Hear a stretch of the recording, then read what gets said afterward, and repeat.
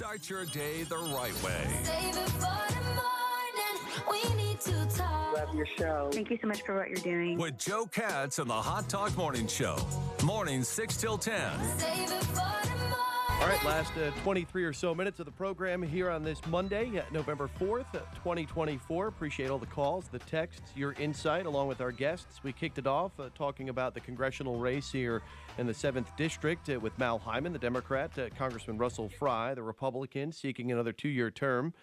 Within the House of Representatives up in Washington, D.C., South Carolina Attorney General Alan Wilson earlier in the show, along with Angie Knight just a little while ago from the Grand Strand Law Group. And rounding out the VIP guest list this morning is Dr. Joseph Fitsanakis. He is a professor of intelligence and security studies at Coastal Carolina. He'll be presenting a lecture a little later on this evening, 6 o'clock, in the Edwards Building Recital Hall. And his conversation titled Democracies Need Spies, Practicing Intelligence in a Free Society. Professor, thanks so much for spending a little time with us today. Thank you for having me on your show. And just give us a little insight into your background and sort of what got you interested in this line of work. Sure, and tonight will be a little bit about my background as well, in addition to what I do here at Coastal. I grew up in the Greek islands, but then moved to England at a young age. And by the late 1990s, I was living in the United States, a country that I've made my home for the last 30-plus years. And my trajectory professionally was to be a political scientist, but what changed all that was 9/11. That day, that tragic day for American history and for the world, was monumentally important in my life because it turned me almost overnight to the field of security and intelligence studies. Well, Professor, with that said, following 9/11, of course, then came the Patriot Act of 2001. And from then on, a lot of Americans have been a little concerned maybe in terms of what Big Brother is doing up there, whether it be in the sky, on their phones, through their Alexa, or whatever it might be. Are we going down that tinfoil hat road, or do citizens have some legitimate concerns about the ways in which government can utilize their very powerful tools to follow you? I think these concerns are always legitimate. There's something about the American psyche, and I've noticed that as somebody who came from the outside, that makes people suspicious, inherently suspicious of authority. That's not a bad thing. It's a healthy reaction. At the same time, though, democracies tend to be fragile systems that require supervision and support as well as security. Speaking as somebody who was born in Greece, my ancestors gave that system to the world. Even they realized that democracy is a permanent gamble. And so I think what you see here, this relationship between government and governed, is sort of like a pendulum, right? Sometimes when things look very safe and secure, people tend to react to government authority. But then when things get difficult, uncertain, unpredictable, that's when people request more security. So the role of government services, the intelligence services, is to basically be there and ready to provide that support when it's needed. Dr. Joseph Fitsanakis is a professor of intelligence and security studies at Coastal Carolina. He'll be speaking this evening at 6 o'clock in the Edwards Building Recital Hall. You'll get to learn a little bit more about him and his experience in this field, along with his work and how in which we go about, especially as you kind of said, the way your life changed in so many ways following 2001 and the September 11th attacks, along with many others, obviously, in the way we go about having that quote-unquote safety blanket. Having said that, do there not need to be some strings attached to that in terms of a free-for-all?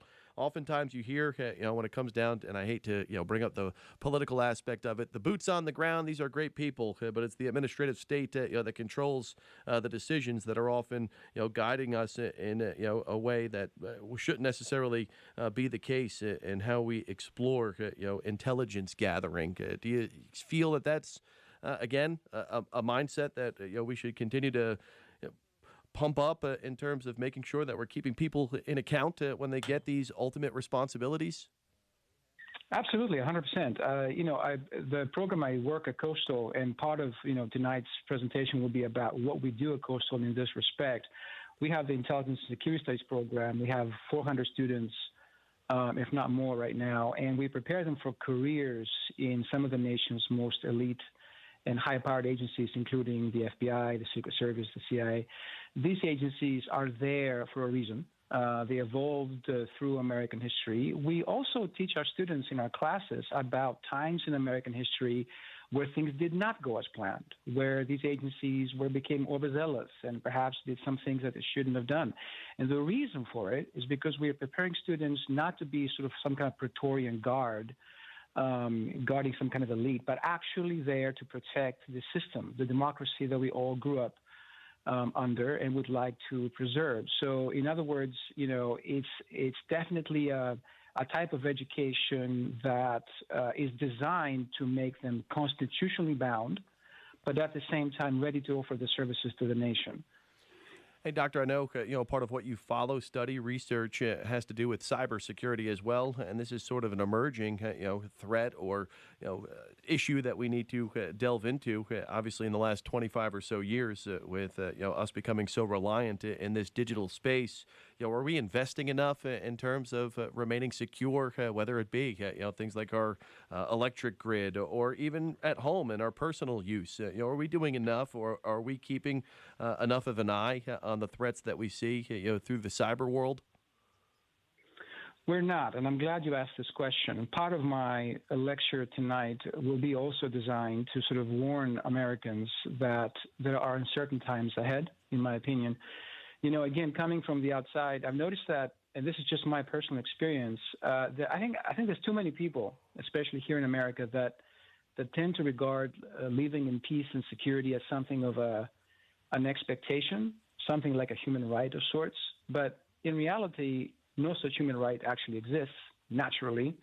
Peace and security are not anything close to sort of predominant forces in human history on our planet. So I think, given the uncertainties of the times ahead, I think that we are somewhat unprepared for the next chapter in American history and world history. And partly that is what this program at Coastal is designed to avert, the possibility that we find ourselves again unprepared for another disaster just like 9/11. And again, Dr. Fitsanakis is a professor of intelligence and security studies. It's free to go here tonight, 6 o'clock in the Edwards Building Recital Hall, open to the public, as we have highlighted here this morning, talking about his broad knowledge when it comes to intelligence gathering, information security, cybersecurity, among other topics, along with an opportunity to learn a bit more about his background. In terms of your connection to Coastal, how did you come about arriving here in this area? Well, I used to teach in Tennessee when 9/11 happened, and I built a program like this one back in Tennessee. These programs like ours, and I will say that without hesitation, Coastal has the top program of its kind in the United States. They kind of emerged, they sprung through the need for more professionals in this field that was created by 9/11. We realized at that time that although we had a very powerful, well-trained, well-equipped military, in fact, I would argue it's the most impressive military in the history of the world, that military in itself was not sufficient to avert 9/11. So what was lacking in the system was information, timely information in the hands of the right people at the right time to avert this type of catastrophic disasters. And that's precisely what intelligence does. And so I came here in 2015 looking for a bigger program, one that had a lot of support from the administration, as indeed this one does, to do just that, to make sure that we avert another 9/11. I will assure you that the fact that we haven't seen another 9/11 so far is not by accident. It's because of men and women out there in the front lines who are making sure that our security and safety remain at the foremost of their minds and their lives. So that's precisely what I do here at Coastal.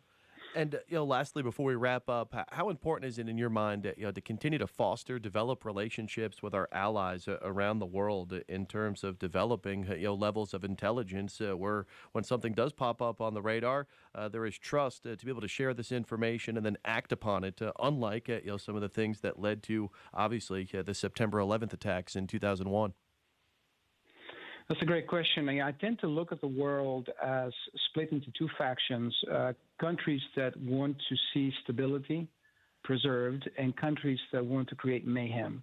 And so I think the countries that will survive in the future, the countries, the systems, the civilizations that will make it through this uncertain period are those that learn to work together, create alliances of meaningful alliances, but also those types of countries and groups of people and civilizations that learn to live with the uncertainty that is coming. I think that the systems that will flourish in the coming years are not necessarily those that are the wealthiest or the most powerful militarily. It will be those that learn to work together in harmony in order to cope with the uncertainty that's coming. So adjustment, the ability to adapt quickly is, I think, key. And this typically cannot be done in one country alone.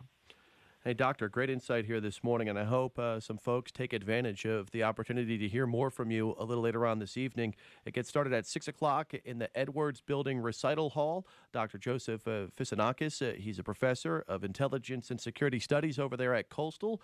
Do Democracies Need Spies? Practicing Intelligence in a Free Society, the title of his lecture here tonight.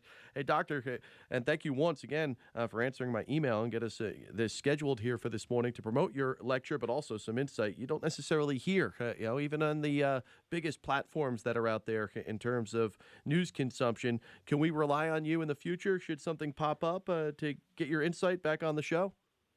It's always a pleasure to talk to you, so by all means. All right, great. Thank you so much, and I look forward to hearing how things make out tonight, all right? Thank you. All right, again, that's 6 o'clock tonight in the Edwards Building Recital Hall. That's Dr. Joseph Fitsanakis, the professor of intelligence and security studies at Coastal Carolina.